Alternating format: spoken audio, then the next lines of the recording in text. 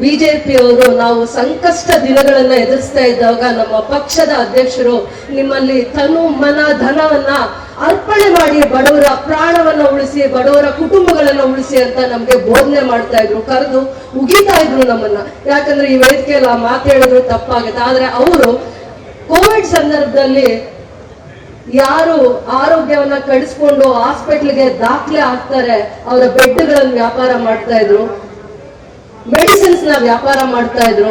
ಯಾರಿಗೂ ಆರೋಗ್ಯಕರವಾಗಿರುವಂತ ವಾತಾವರಣನ ಹಿಂದೆ ಇದ್ದ ಸರ್ಕಾರದಲ್ಲಿರುವಂತ ಸಂದರ್ಭದಲ್ಲಿ ಆಕ್ಸಿಜನ್ ಕೂಡ ಕೊಡದೆ ಎಷ್ಟೋ ಕುಟುಂಬಗಳನ್ನ ಈ ಕಡೆ ಚಾಮರಾಜಪೇಟೆ ಕಡೆ ಹೋಗ್ತಾ ಇದ್ದಾಗ ಅವ್ರ ಕಾಲ್ನಡಿಗೆಯಲ್ಲಿ ಯಾರೋ ಒಂದು ಕಾರ್ಯಕರ್ತರು ಅವ್ರನ್ನ ಪ್ರಶ್ನೆ ಮಾಡ್ತಾರೆ, ಹೌದು ಇದೇ ಉತ್ಸಾಹ ನಿಮ್ಗೆ ಯಾರೋ ಒಂದು ಮುಖ್ಯಮಂತ್ರಿಗಳ ನೀವು ರಾಜೀನಾಮೆಗೋಸ್ಕರ ಇವತ್ತು ಇಷ್ಟು ಹೋರಾಟ ಮಾಡ್ತಾ ಇದ್ದೀರಾ, ಅದೇ ರೀತಿ ಕೋವಿಡ್ ಸಂದರ್ಭದಲ್ಲಿ ರೈತರು, ಬಡವರು, ಅಸಹಾಯಕರು, ಬಡ ಕುಟುಂಬದವರು, ಕಾರ್ಮಿಕ ವರ್ಗದವರು ಪ್ರಾಣ ಕಳ್ಕೊಳ್ಳೋವಾಗ ಎಲ್ಲೋಗಿದ್ರಿ ಮುಖಂಡರು, ನಾಯಕರು ಅಂತ ಅಪಹಾಸ್ಯ ಮಾಡಿ ದಾರಿಗೆ ಬಂದು ನಿಂತ್ಕೊಂಡು ಕೇಳುವಂತ ವಾತಾವರಣನ ನಾವು ನೋಡಿದೀವಿ. ಕಾಂಗ್ರೆಸ್ ಪಕ್ಷ ಯಾವತ್ತಾದ್ರೂ ಸ್ವತಂತ್ರ ಬಂದ ನಂತರ ದಿನಗಳಲ್ಲಿ ನೀರಿಗೋಸ್ಕರ ಹೋರಾಟ ಮಾಡಿದೀವಿ, ಕಾರ್ಯಕರ್ತರಿಗೋಸ್ಕರ ಹೋರಾಟ ಮಾಡಿದೀವಿ, ಪಕ್ಷ ಸಂಘಟನೆ ಮಾಡೋದಕ್ಕೋಸ್ಕರ ಹೋರಾಟ ಮಾಡಿದೀವಿ, ಭ್ರಷ್ಟ ಸರ್ಕಾರಗಳನ್ನ ಕಿತ್ತು ಒಗೆಯೋದಕ್ಕೋಸ್ಕರ ಹೋರಾಟ ಮಾಡಿದೀವಿ.